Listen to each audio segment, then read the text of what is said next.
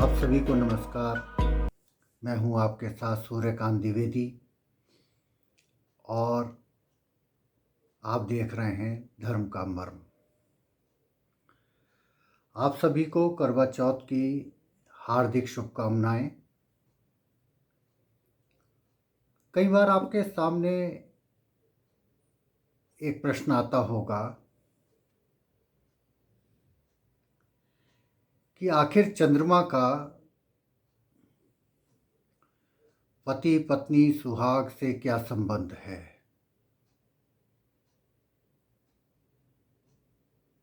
चंद्रमा को हम अर्घ्य क्यों देते हैं।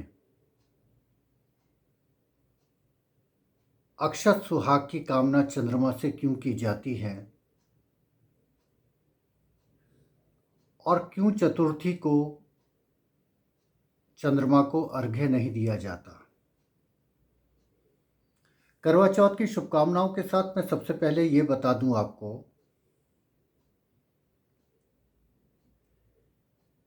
कि सुहाग सौभाग्य ये भगवान की बड़ी कृपा है। गणपति जी ने चंद्रमा को यह शाप दिया था कि यदि चतुर्थी पर कोई आपका मुख देख लेगा तो अशुभ होगा।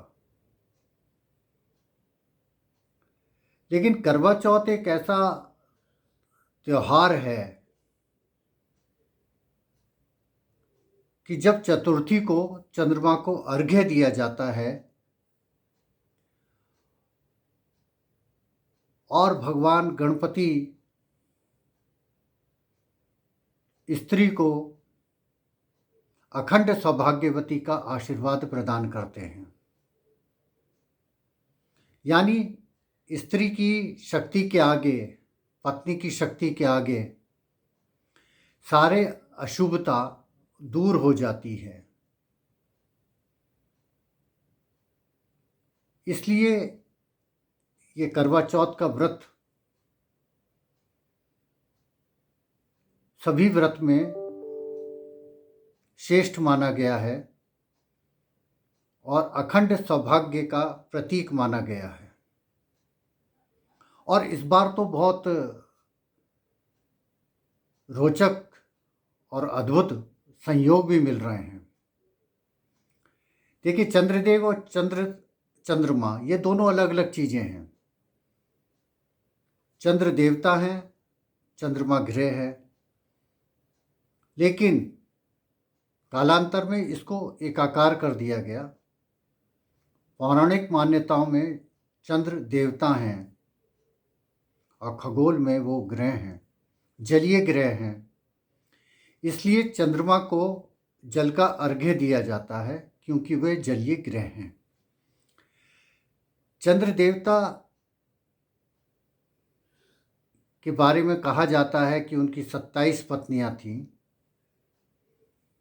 और नक्षत्र यानी 27 नक्षत्र उनकी पत्नियां हैं। और इसमें रोहिणी नक्षत्र जो है, रोहिणी जो हैं वो भी उनकी पत्नी है। लंबे अंतराल के बाद 5 साल के बाद चंद्रमा का अपनी पत्नी रोहिणी से मिलन होगा। यानी जब आप अपने घर में पति पत्नी मिलकर करवा चौथ का व्रत कर रहे होंगे तब आसमान में भी चंद्र देवता अपनी पत्नी रोहिणी के साथ विहार कर रहे होंगे। यह अद्भुत संयोग है। अब थोड़ी सी कथा भी कह देते हैं। आप जानते हैं गणपति जी की 2 पत्नियां हैं, रिद्धि और सिद्धि। 2 संतानें हैं, शुभ और लाभ। और गणपति जी चंद्रमा के अधिष्ठाता हैं। बहुत एक रोचक कहानी है छोटी सी कि एक बार चंद्रमा जी रात किए हुए थे और गणपति जी मूषक पर सवार होकर लड्डू लिए हुए जा रहे थे। अब मूषक की सवारी होने के कारण एक बार उनका संतुलन बिगड़ गया, लड्डू बिखर गए। गणपति जी ने इधर उधर देखा, कोई नहीं दिखाई दिया। अचानक उनको जो है हंसी की आवाज़ आई। उन्होंने देखा कि कौन हंस रहा है, तो देखा कि चंद्रमा हंस रहा है। गणपति जी को बहुत क्रोध आया और उन्होंने उसको शाप दिया कि तुम्हारी रोशनी जो है वो छिन भिन हो जाएगी। कालांतर में चंद्रमा ने माफ़ी मांगी उनसे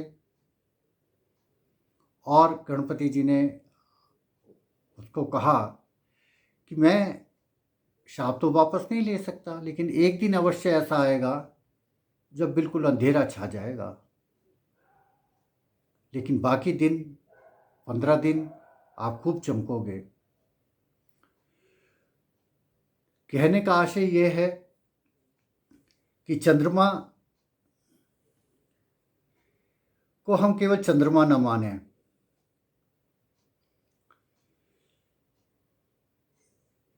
चंद्रमा का संबंध हमारे मन से है, मस्तिष्क से है, धन से है, शुभ से है, लाभ से है, रिद्धि से है, सिद्धि से है, ज़मीन से है, जायदाद से है, आयु से है, सौभाग्य से है,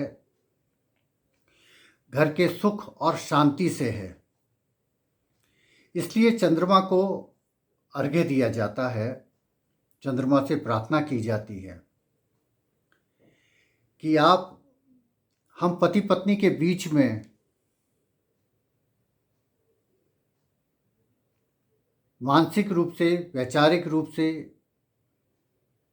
एकता कायम करें, हम दोनों के बीच में कभी मनमुटाव ना हो, घर की सुख शांति बनी रहे।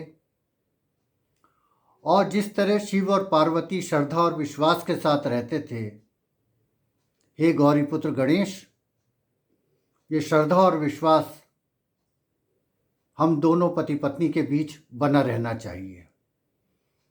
इसीलिए हमने शुरुआत में आपको बताया कि पति पत्नी हम वो नहीं कह रहे हैं, हम पति पत्नी चांद कह रहे हैं कि चांद का पति पत्नी के बीच में क्या संबंध होता है। मानसिक शांति का संबंध, सुख और समृद्धि का संबंध और आयु वृद्धि का संबंध। जब स्त्री शक्ति, मातृशक्ति, पत्नी अपने पति के लिए दीर्घायु की कामना करती है तो गणपति जी को भी अपना शाप वापस लेना पड़ता है।